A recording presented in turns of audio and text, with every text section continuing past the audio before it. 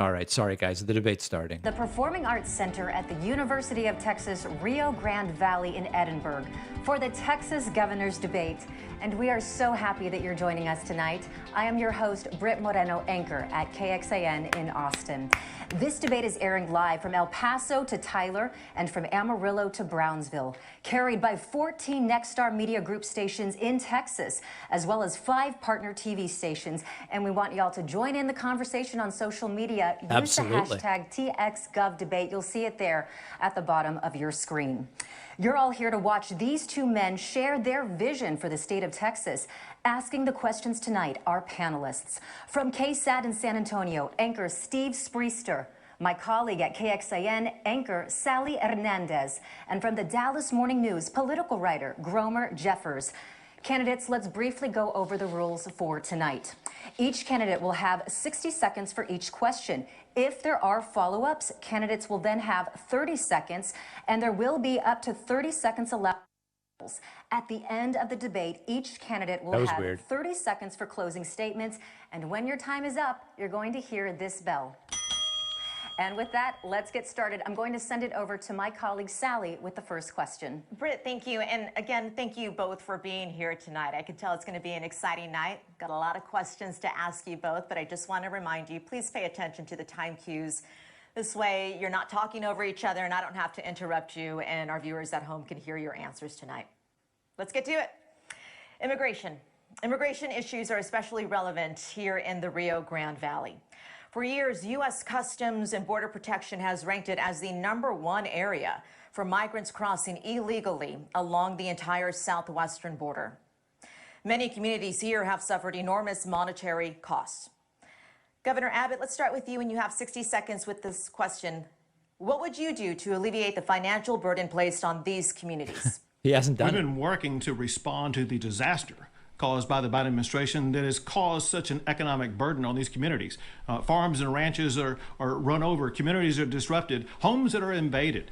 Remember this, just 2 years ago, we had one of the safest borders in decades, but under the Biden administration, we have more people coming across the border than ever in the history of our country. Kidding me, dude. Texas has responded by making sure that we have the National Guard and DPS deployed, where they're making arrests and turning back illegal immigrants, as well as what we're doing to help local communities by busing them from the area where Border Patrol is dropping them off to sanctuary cities in northeastern parts of the country.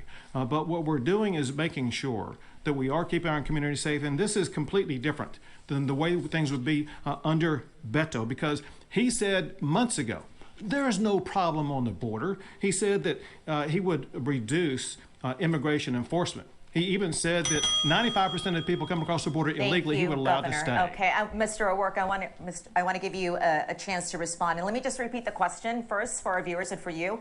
What would you do to alleviate the financial burden placed on border communities related to migrants crossing over? 60 seconds, please. What we just heard from the governor is what we are likely to hear over the course of this debate. He's going to blame people like President Biden. He's going to try to lie about my record, and he's going to distract from his failures, whether it's his failure to keep the lights on in the grid, his failure to address school shootings, or his failure in immigration. We are 8 years into his time as governor, and this is what we have on our border. In fact, $4 billion into Operation Lone Star. We're seeing not fewer, but more encounters at our border right now. What we need is a safe, legal, orderly path for anyone who wants to come here to work, to join family, or to seek asylum. I'm just switching streams. We finally found like an actual good stream on YouTube. Talk about Operation Lone Star, and I have a follow-up question about that. About $4 billion in state funds has been directed to the Operation Lone Star Border Security Initiative. The program has seen its funding increase as recently as this past July.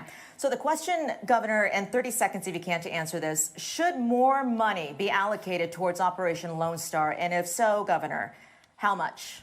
Well, candidly, we shouldn't have to allocate any money for it, because this is all because of Joe Biden's failure to do the president's job to secure the border. Every We're only answer is having to do that Biden. because of Joe Biden's failure and because it would be the same pathway that Beto would take us down. Speaking of which, he talked about this guest worker program. He could have done that had he won the race for the Senate or won the race for president. That's not a job for governor. The job of governor is have to deal with the chaos caused by the Biden administration and its open border policies that Beto would replicate. Give me a Just, break. What we let have me is give you- chaos thanks to Governor Abbott right now. Okay, let me give you 15 seconds to answer the question for me. 15 How seconds? much money should be going toward Operation Lone Star? And I'm telling you, $0 Okay. should be going to Operation Lone Star, and that's what it would be if we had a president who was enforcing the immigration laws of the United States of America. Mr. O'Rourke, I want to go over to you. 30 seconds for this question. It's the same one.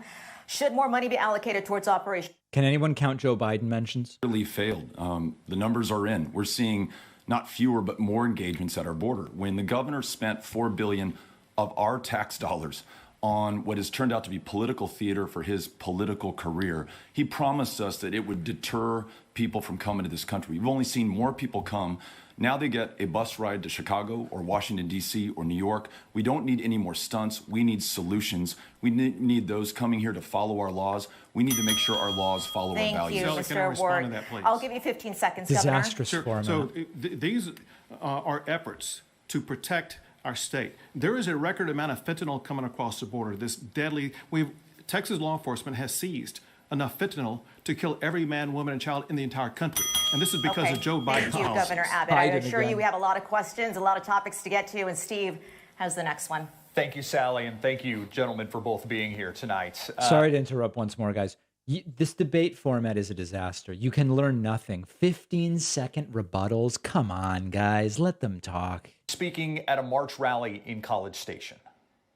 Our Guard members from Texas A&M who are on the border right now in Zapata and Webb and Hidalgo counties to go be part of a solution in search of a problem. A solution in search of a problem. More recently, you told the Houston Chronicle that you will put some troops on the border as governor. In 60 seconds, can you explain why your view on deploying troops has seemingly changed when Not it in comes to the 60. border?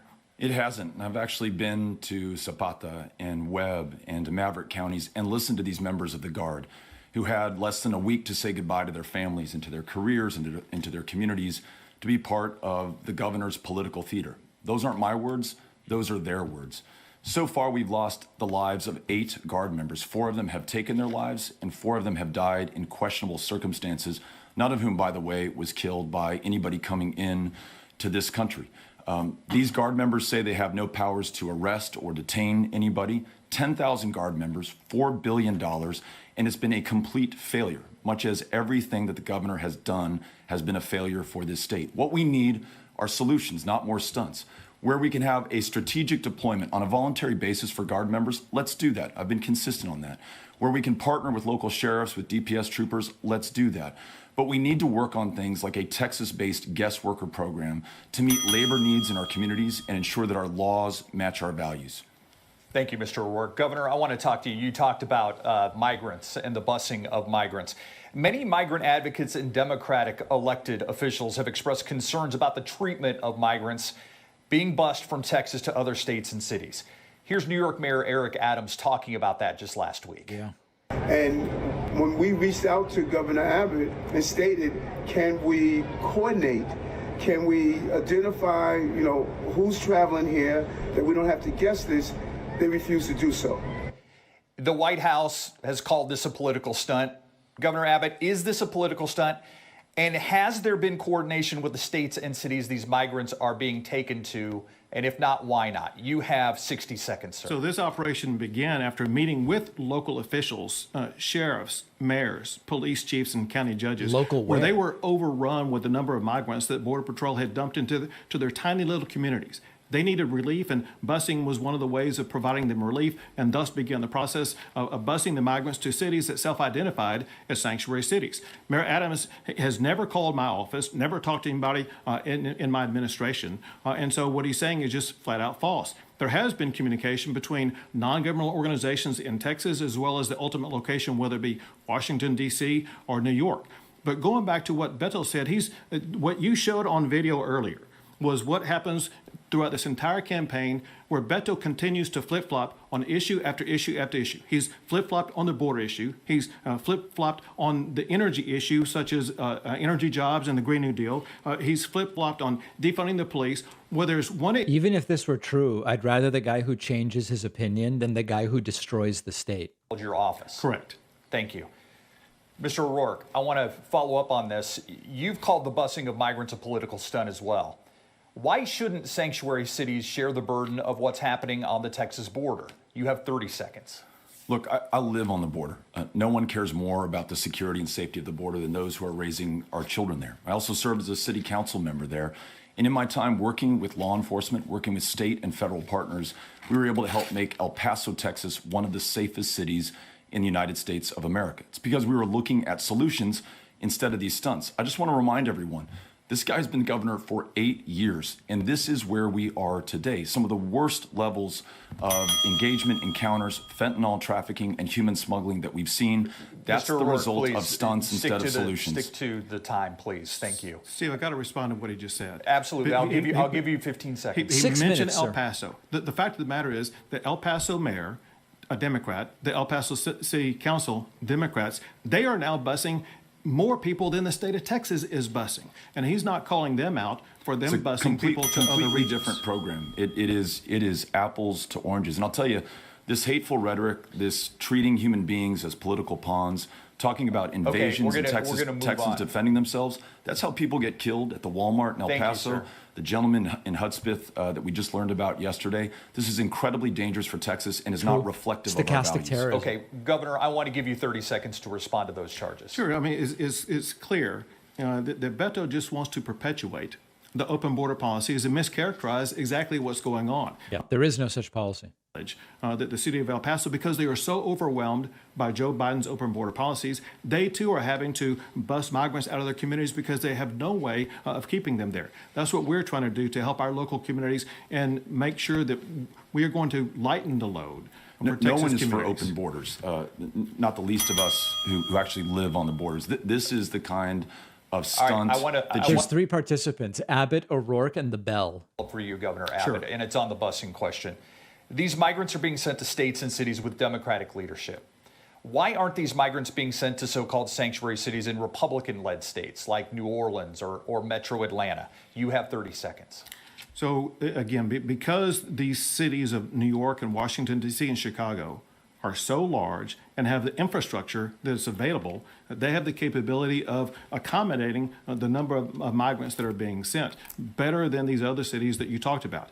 There will be other cities in the future that also will be on the receiving end of migrants because we will continue to have to move migrants because Joe Biden continues to allow more illegal immigrants to come into the state of Texas. Thank you, Governor. My colleague Gromer Jeffers has the next question. Thank you, Steve, and hello, gentlemen. Good to see you both. You too, Gromer. Let's pivot now to the topic of gun control. Following the Uvalde massacre, many community members made this one specific plea. Here's one student who survived the shooting at Robb Elementary. You have to be 21 to buy a case of beer, but an 18-year-old bought a gun to kill kids. That does not make sense. No. To be clear, that's a call to raise the age limit to buy an AR-15 style weapon from 18 to 21. A Republican governor in Florida broke with the NRA to sign this into law after the Parkland mass shooting. Governor Abbott, you say this can't be done in Texas. Mr. O'Rourke, you say it will be done if you're elected. Can you please explain your positions? Let's start with you, Governor Abbott. You have 60 seconds. First, there's no reason why a little girl like that should ever have to say anything like that. There's a reason why these parents are angry, and they're rightfully angry, and I can feel their pain. No parent should lose a child, and we want to do everything we can to make sure that does not happen. We want to end school shootings, but we cannot do that by making false promises. He's against school shootings. He's making it clear. It's a law that will be upheld by the Constitution to raise the age, and here's why. The most recent Federal Court of Appeals decision on this particular issue said that it was unconstitutional for a state to raise the age from 18 to 21 for a person to buy an AR-15. So any attempt to try to raise the age is going to be met with it being overturned. So we need to get to the bottom of what is really ailing our communities, and that is the mental health that is leading people to engage in school shootings. And Texas is already addressing that. Yeah, just a quick follow-up, Governor. Take 15 seconds to answer this. You're a former Attorney General. You've never shied away from a legal fight. Are you against this proposal because you feel like it's unconstitutional, or you believe that it's unnecessary? You personally believe that it's unnecessary? Purely from a legal position, based upon what that Court of Appeals decision ruled, and importantly, based upon what the Supreme Court decision said in a June opinion that changed the way that Parkland case was determined. I know how the Parkland case was determined. Florida is going to have its law overturned because of this new Supreme Court decision. Thank you, Governor. Mr. O'Rourke, in 60 seconds, can you please explain your position on raising the age limit to purchase AR-15 style weapons? First of all, I'm going to follow the lead of those families from Uvalde. That's who I'm doing this for. In fact, many of them drove more than 5 hours, 280 miles to be here today, even though they're not allowed in this theater because of the governor's conditions, because they want to hold him accountable, because it's been 18 weeks since their kids have been killed, and not a thing has changed in this state to make it any less likely that any other child will meet the same fate. All we need is action, and the only person standing in our way is the governor of the state of Texas. In Florida, after the Parkland shootings, it was 23 days for that Republican governor to raise the age. And in those states where the age has been raised, mass shootings are down 80%. So yes, we can raise the age to 21. And as governor, I'll bring Republicans and Democrats around the table to do that. After all of these mass shootings, this governor has done nothing except make it easier for people who should not have a firearm to carry them publicly. And this is what we get as a result. We need change. Governor Abbott, the last time you ran for governor, we asked you about red flag laws. And those are laws which could stop an individual with potential intention to harm others from purchasing a gun. And you said about that, quote, "I would not support a red flag law that would take guns away from people without due process." Now, a lot has happened in those 4 years. Are you open to implementing red flag laws today? You have 30 seconds. Well, let me tell you what I support and I don't support. What I support is making it a felony for someone to lie on a background check. I signed that into law last year. I approve of expanding background checks to include juvenile records. Also approve of making it a crime for criminal gangs to buy or to possess a gun. But I'm still against red flag laws for the reason that it would deny a lawful... He says the issue is mental health. He's against red flag laws. Mr. O'Rourke, you have been criticized at times for your positions on gun control, including this comment you made in 2019 while running for president. Hell yes, we're going to take your AR-15, your AK-47. We're not going to allow it to be used against our fellow Americans anymore. But in February, you told reporters in Tyler that you were, quote, not interested in taking anything away from anyone. So which is it, Mr. O'Rourke? Are you for confiscating AR-15 style weapons or not? You have 30 seconds. After losing 23 of my neighbors to somebody armed with a weapon of war, after talking to these families who could only identify their children in Uvalde by the shoes that they were wearing, it's clear to me that the only place that an AR-15 or an AK-47 makes sense is on a battlefield. But as governor of the state of Texas, I need to be focused on what we can get done. Raising the minimum age of purchase to 21, we can get that done. A red flag law, we'll get that done. Universal background checks, we will get that done. We'll make progress and take action where this governor has failed. Thank you, Mr. O'Rourke. So just to be clear, yes or no, are you for confiscating AR-15 style weapons? I'm for making sure that we make progress. Those families that I was just with from Uvalde want us to take action. This is the common ground. I've listened to Republicans and Democrats alike on this. We can agree on this much. Raise the age to 21, okay. Red flag law, and a universal background check. Thank you, Mr. O'Rourke. Steve has the next question. Thank you, Gromer. We want to focus in now more on the Uvalde shooting. A gunman killed 19 children and 2 adults. Its effects, though, go far beyond Uvalde. Mr. O'Rourke, I want you to speak to parents of victims and really all parents statewide worried about their children's safety at school. What would you do if elected to prevent this from happening again? You have 60 seconds. Just like you, I'm a parent. With Amy, we're raising Ulysses and Molly and Henry in El Paso, and we are well aware that it's been 18 weeks, and this governor has not lifted a finger to make it any less likely that any of our kids will meet that same fate. We need change. The governor just talked about mental health care. We are dead last in the nation when it comes to mental health care access, and he took $211 million from the mental health care budget of the state of Texas. He'll talk about police funding. He failed to fund the police radios in Uvalde, even when that police department asked for them. And you know what? Those radios failed on that day. I want every parent out there to know that the lives of your children are more important to me than the NRA or any special interest or any other political consideration. I will prioritize them ahead of everything else, and we will take action and we will make progress. We'll bring Republicans, Democrats, independents alike together, and we'll get the job done where this governor has failed to do so. Governor Abbott, to you now. The families of the victims, the Uvalde School District, the Uvalde County Commissioners, the Uvalde City Council all asked for you to call a special session in the wake of the tragedy. You did not, despite calling them on several other issues in the past. Can you explain why you didn't call a special session? You have 60 seconds. I will, but I must first respond to what we have to respond to every single day.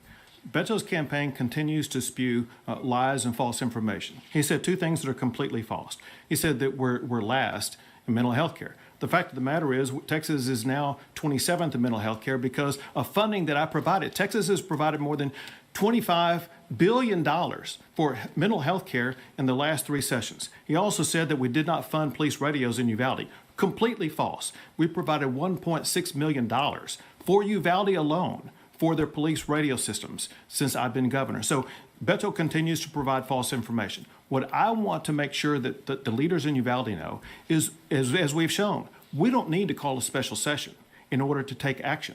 For 6 consecutive days after the shooting took place, I issued directives to make schools safer and to respond to the emergency in Uvalde. And then I remain engaged with the mayor, with the local leaders.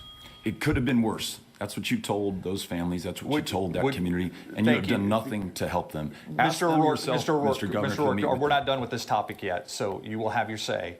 But Governor, I want to follow up with you. There's a regular session coming up in January. Will you make school safety an emergency item for lawmakers when they meet? You have 15 seconds. Absolutely. Just like I did in past sessions. This is going to be an emergency item. Over the summer, I requested special legislative committees to begin working already so that they will have ready when we begin the session to address Uvalde, but the broader-based issue across the entire state of Texas, if it's an emergency, as you call mentioned a special earlier. session now. Why wait till the next year? Mr. O'Rourke, a question for you now. Gun violence is the leading cause of death for children and teenagers in this state. Why are you waiting to save lives? We need to move on. We've got a lot of topics we want to get to, but we want to stay on Uvalde because there's still some questions that we have here. So I appreciate you staying within your time. Mr. O'Rourke, Uvalde School District Police Chief Pete Arredondo, who led the initial law enforcement response at Robb Elementary, was fired. Is there anyone else who should be held accountable for the mistakes made in that hallway in Robb Elementary that day? You have 30 seconds. The governor said it himself in an interview to Gromer Jeffers last month. There should be accountability up and down the ballot, beginning with Greg Abbott. I think he has lost the right to serve this state in the most important position of public trust. Furthermore, we know that there were 91 DPS troopers for whom he is responsible who were on the other side of an unlocked door, some for more than 70 minutes. There is a complete failure to hold people responsible accountable. Those families still do not have justice. As governor, I will make it my priority. Thank you, Mr. O'Rourke. Governor, now to you. There was it. Go ahead. I'll give you 15 seconds if you want to respond to what he said. I was going to answer the question. I thought you were going to ask me, but I've got 7 seconds to criticize Joe Biden and then 8 to respond. You said this. But the reality is, as horrible as what happened, it could have been worse. It could have been worse. You heard Mr. O'Rourke bring it up. You later said you were misled about what happened inside Robb Elementary. If my memory serves me right, that was the day after. So we were just moments after what had happened. Who misled you, and will they be held accountable? You have 30 seconds. Everyone in that briefing room that provided me the information about what law enforcement did, what that comment was based upon was information by law enforcement about all the children in all the other classrooms that they evacuated during the time when the shooter was on the campus. What they did not tell me at the time, however, was that there were dozens, if not more, of other law enforcement that were hanging around in the hallway for... It definitely could have been worse, he's insisting. And also he was advised by people who kept information from him. That shooter, which is what they were supposed to do. And because they failed to do that, there does need to be accountability, not just for Pete Arredondo, but also for local law enforcement. DPS officers are under investigation as we speak right now. There needs to be accountability for law enforcement at every level for not following the Columbine protocol. You will be sure to hold DPS troopers accountable. Yes, as governor. In a word, yes. But second, there are at least 7 who are under investigation as we speak right now, 2 of whom are on suspension as we speak right now.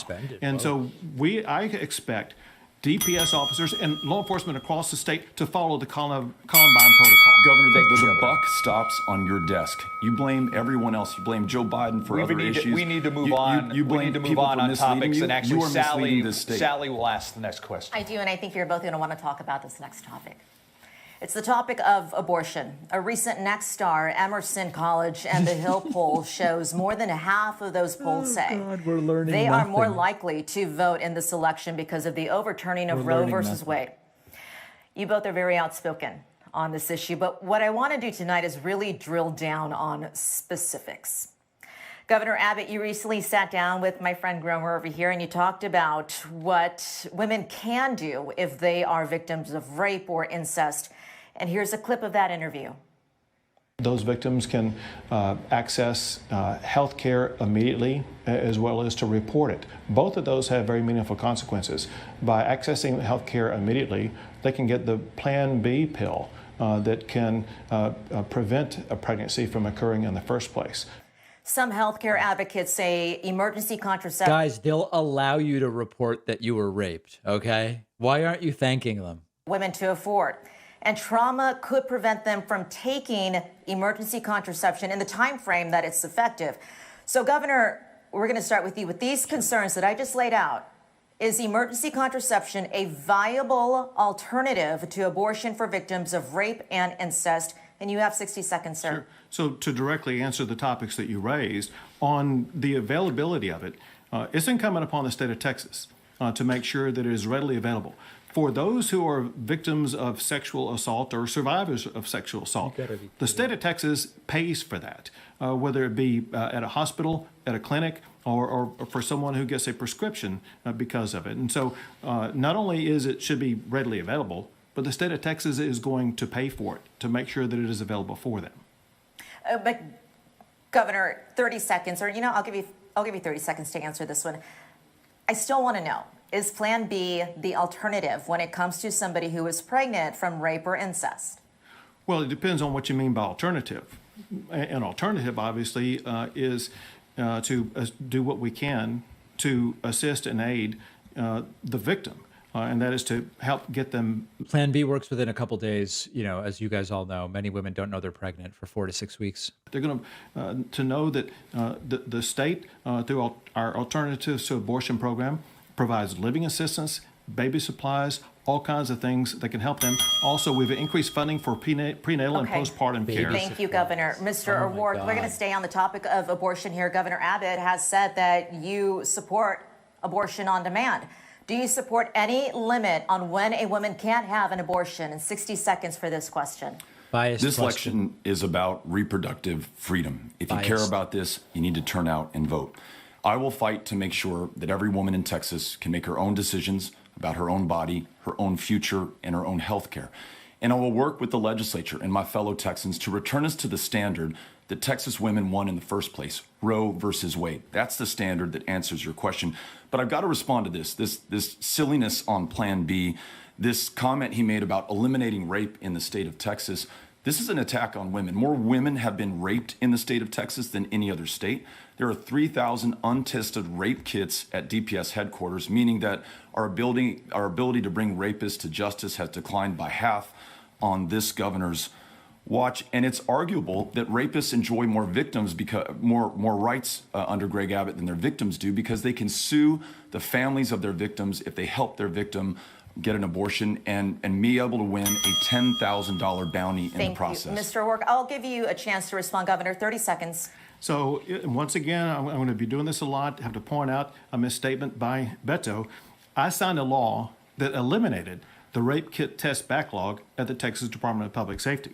As it concerns abortion, listen, Beto's position is the most extreme, because he not only supports abortion of a fully developed child to the very last second before birth, he's even against providing medical care for a baby who survives an abortion. He is for unlimited abortion at taxpayer expense. That's not true. It's completely a lie. I never said that, and no one thinks that in the state of Texas. He's saying this because he signed the most extreme abortion ban in America. No exception for rape, no exception for incest. It begins at conception, and it's taking place in a state that is at the epicenter of a maternal mortality crisis, thanks to Greg Abbott, 3 times as deadly for black women. I will fight to make sure that every woman makes her own decisions about her own body, her own future, and her own health care. That's what most of us, Republicans and Democrats in this state, believe. Mr. O'Rourke, just in 15 seconds, is there a limit that you support on women getting an abortion? That limit was decided in 1973 through a victory that Jane Roe and Linda Coffey and Sarah Weddington won before an all-male United States Supreme Court.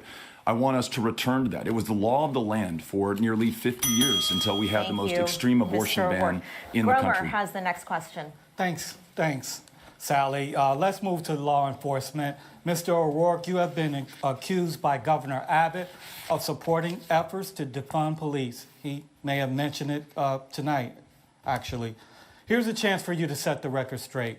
Do you support measures to defund police? You have 60 seconds. Of course I don't, and no one does. But let's look at my record. I think that's the best thing to look at, and then we'll look at the governors. On the El Paso City Council, I raised police salaries 12% in the 6 years that I served there. In Congress, I funded $11 billion to local and state law enforcement across this country, including in Texas. I want to fund law enforcement, fund training so that everyone is treated equally under the law, and I want there to be accountability for when those officers abuse the public trust. But let's look at what Greg Abbott's done. When police and law enforcement begged him not to sign permitless carry because it allows anyone to carry a gun in public without a background check, he turned his back on them, did it anyhow. Homicides have gone up 50%, and we now have gun violence as a leading cause of death for Abbott will blame Biden for the homicides, right? When the Uvalde Police Department asked for funding, he turned his back on them. He is not doing what keeps us safe. That's why you see the level of rape, violent crime, and homicide up on Greg Abbott's watch. Just a quick follow-up, Mr. O'Rourke. Can you take 15 seconds to answer this? After the summer of 2020, did you voice support for cities that cut their police budgets? Minneapolis comes to mind. Did you support those efforts? What I supported and what I continue to support is full funding for law enforcement, full funding that includes training to ensure that we're treating everyone equally under the law, and we definitely need accountability and justice. If someone abuses the power of life and death over our fellow citizens without accountability, we lose the ability to keep our communities safe. Thank you, Mr. O'Rourke. Governor Abbott, you have spoken about the growing crime in Texas in your commercials and on the campaign trail.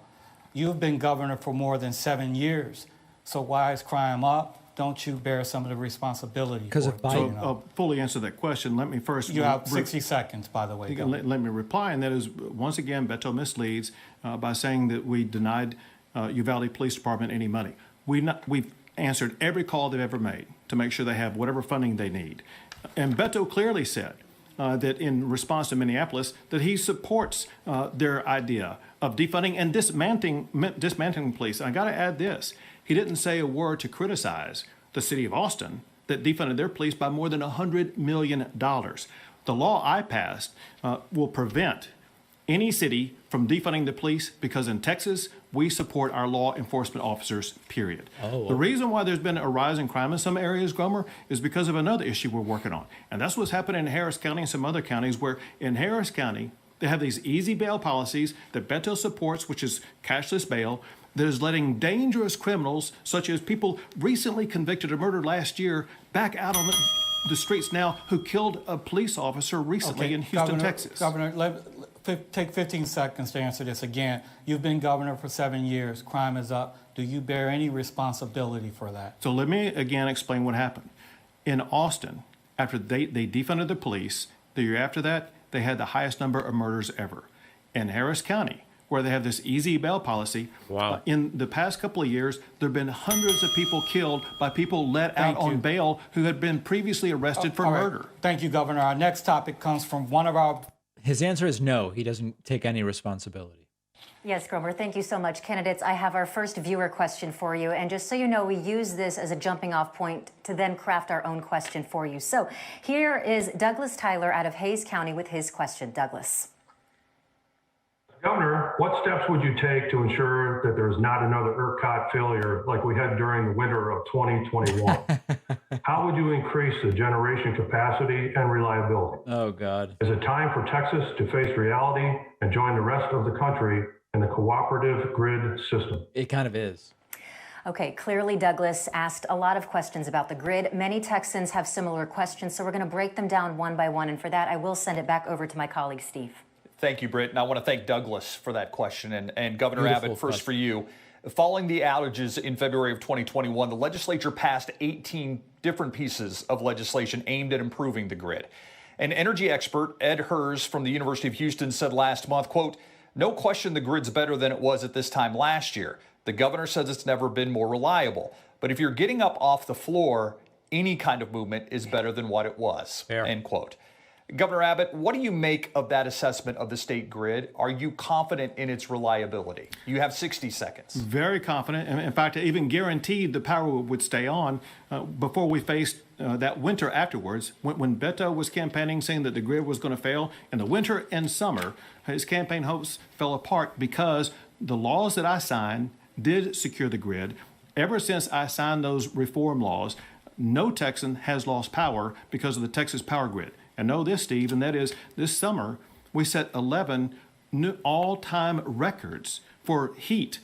Time and again, the power grid was able to keep up, and it's because of the reforms we were able to make. Abbott personally set a record for air conditioning use in his house. More reliable than ever before. To go ahead and answer Douglas's question, which we appreciate, one reason why it's more reliable is because we have greater power available to us and a greater ability by the Public Utilities Commission to address it. But also, we are going to be adding more non-renewable power, such as natural gas, to make sure that the power stays on. Thank you, Governor.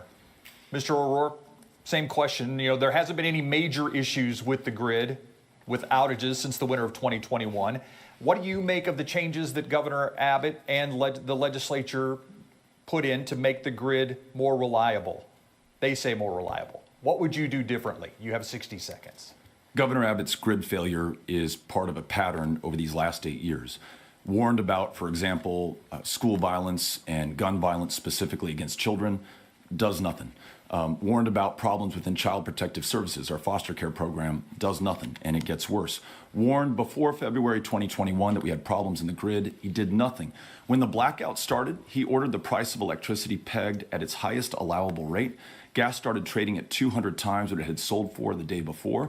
Now we are all paying $45 more on average in our monthly utility bills. It's the Abbott tax that all of us pay. 700 of our fellow Texans lost their lives because of his incompetence and his inability to do what was necessary before February of 2021. And the kicker is the grid is still not fixed. Just ask Toyota. They stopped their third shift in San Antonio because it was drawing too much power. We had 3 conservation notices this summer.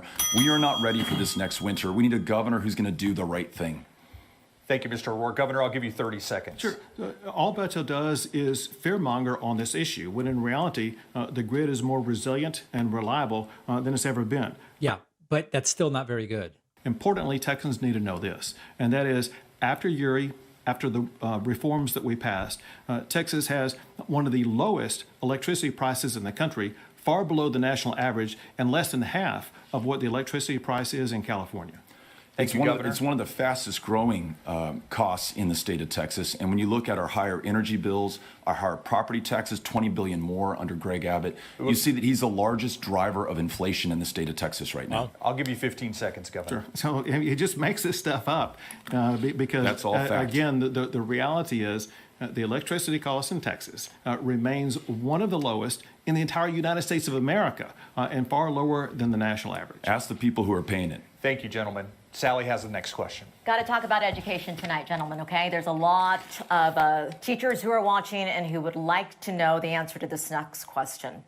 Texas school districts are hampered by an unprecedented teacher retention crisis. A Texas teacher workforce report reveals there were more than 13,000 new teachers in Texas for the start of the 2010-2011 school year. Okay, look at that number. Flash forward to the 2019-2020 school year. Less than half of those teachers remained.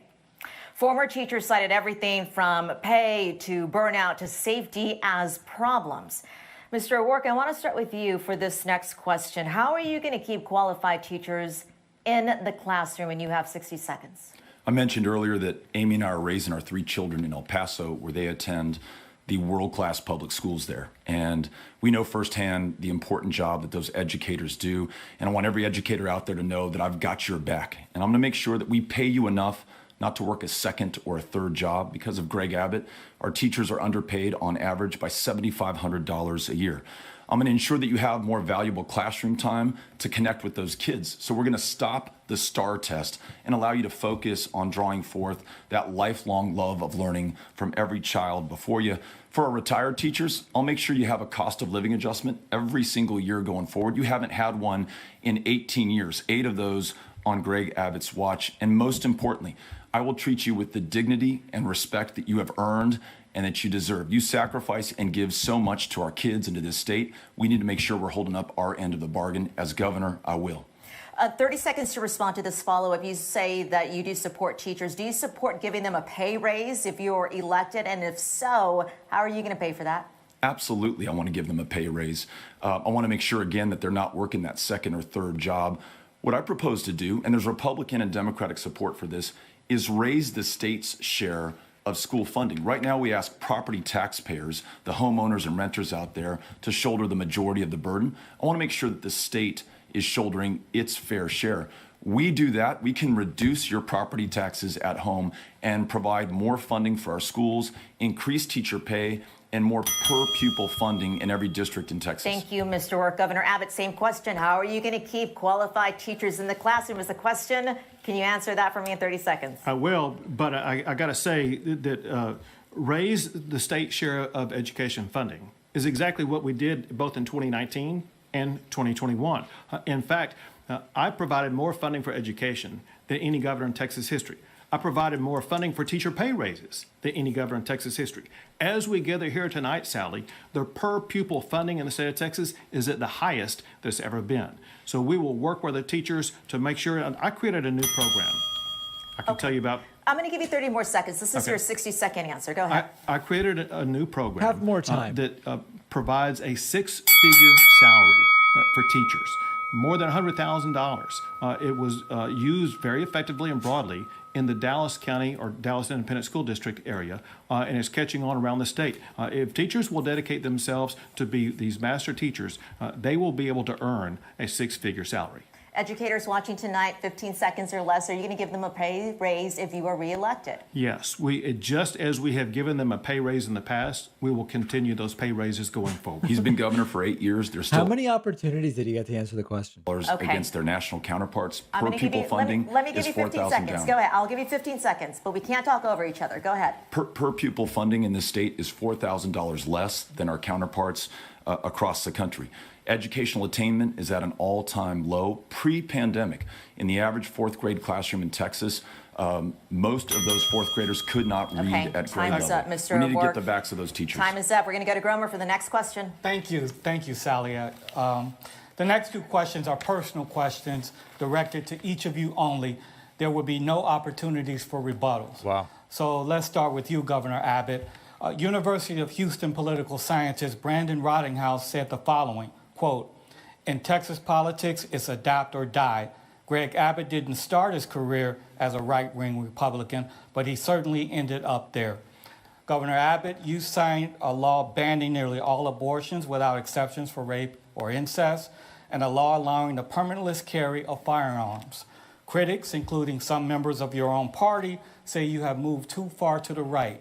Have you moved too far to the right, Governor? You have 60 seconds. No, I haven't. Well, let's look at the issues that you brought up, and that is, for one, as a Catholic, and my wife and I, we've been pro-life our entire lives.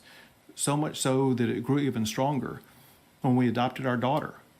On the day she was born, I was the very first person to hold her after she was born. And I've seen firsthand the power that adoption can have. And it just further strengthened my belief. I held my daughter too when she was born, but it didn't make me stupid. Possible, seeing how it can happen so successfully. And I want others to be able to have that same sense of joy, not only that my wife and I have had, but also that our daughter has had. In general, one thing that we've been able to achieve across the entire state of Texas, we've ensured that we provide opportunity for everybody. Grover, as we gather here tonight, Texas ranks #1 in jobs created by Black business owners and jobs created by Hispanic women business owners. Governor Abbott, just 10 more seconds. Have you moved too far to the right, though, in recent years? And what I tried to explain to you, Gromer, is that I'm governing from principles. I'm not looking at changing and constantly flip-flopping positions like other people do. I'm governing from my principles. Thank you. Thank you, Governor Abbott. Mr. O'Rourke, you served as a congressman from West Texas from 2013 to 2018. Since then, you had a close but unsuccessful run for Senate against Ted Cruz in 2018. 2 years later, in 2020, you had an unsuccessful run for president. Now you're running for governor. Why have you run for so many different offices? Is it about ambition or public service? You have 60 seconds. You know, I feel so lucky that through so much of my life, I've had the opportunity to serve others. As a small business owner in El Paso, Texas, creating high skill, high wage, high value jobs in our community. As a member of the City Council, as a member of Congress on the House Veterans Affairs Committee, delivering for those who put their lives on the line for this country, for all of us. It has been the honor of my lifetime. And now to run, to be able to overcome these failures that we see in Texas right now, whether it's a grid that doesn't work, teachers who are leaving the profession by the thousands, leading the nation in a number of school shootings, being able to deliver for people who are counting on us at this moment of truth to make sure that we come through. And it's not just me, and it's not just my political party. There are hundreds of thousands of people across the state of Texas who want change and are working for it. And it's my honor to be able to lead this campaign and to serve as the next governor of this state to make sure that we deliver for them. Thank you, Mr. O'Rourke. Let's go back to Britt now for another topic inspired by a viewer question. Yes, another viewer question for you tonight, candidates. This is one of the worst debates I've ever seen from an organization and format perspective. Just terrible. Nation viewer, it's from Missy Pena out of New Braunfels. Here's Missy. What are your plans to help get mortgage rates under control and make sure that housing stays affordable for everyone? Oh, this should be interesting. Had in 08, 09. What's a governor going to do about mortgage rates? Sure. Now we have our own question that includes things on property taxes. And for that, I will send it over to Steve. Thank you, Britt, and thank you, Missy, for that great question. You know, property taxes make up a hefty amount of most people's mortgages in the state of Texas. Mr. O'Rourke, I want to ask you this question first. Property taxes are people's mortgages. What are they talking about? The largest property tax cut in state history. That does not relieve the long-term property tax burden that many Texas residents feel. How would you provide long-term property tax relief? You have 60 seconds. You know, about the governor's proposal, you have to ask yourself where this guy's been for the last 8 years. People across this state are hurting. Are they talking about escrow? Mortgage is principal, interest, and PMI if required. I know some people escrow property taxes, but what kind of a question is that? Greatest driver of inflation in the state of Texas. This is how we can turn it around. One, let's expand Medicaid. We'll go from a state that's the least insured to one where everyone can see a doctor or be able to fill a prescription. It will also reduce our property taxes because right now you are on the hook for uncompensated indigent care. 2, let's up the share of state spending for public ed. I talked about it earlier. The state spends 40%, local property taxpayers 60%. Under my leadership, we'll get that to 50-50, reduce the pressure on local property taxpayers. And 3rd, let's make sure that there's property tax fairness. Corporations in this state are not paying their fair share. That means all of us pay more. Thank you, sir. Governor Abbott, I want to ask you the same question. How do you provide long-term property tax relief? You also have 60 seconds. Sure. So property tax relief is central to this election and to Texans at home, just like Missy. And know this, there's only one person on this stage tonight who's ever raised property taxes, and that is Beto. The framing of the question is pathetic, that just the property taxes have to go down. Maybe they're high, maybe they're low, maybe they're just right. But those taxes pay for schools and so many other things. And so the real question is, what else do you want to give up in a state where most things are dead last? Has done, and we will continue to do, is to drive down the ability of the local governments from being able to raise taxes. And I'm the only one with a bold vision for actually cutting property taxes, as you pointed out. Because of our strong economy in Texas, we have a budget surplus of $27 billion. I want to use at least half of that $27 billion to drive down property tax rates. Steve, it can be done in a long-term basis if we use that to lower the school property tax component. Thank you, sir. He raised my name in that. Yeah, okay, I'll give you 15 seconds. Thank you. Like many local leaders, we have to deal with unfunded mandates sent down by Greg Abbott. That's our mental health care system, where the county jails are the largest provider of mental health care services, our schools. As governor, I'll make sure that we expand Medicaid so we reduce that demand and up the share of state spending. That's how we get this done. I want to move on because this is an important topic, and we've got a lot of things we want to try to get to finally in this getting short to hour.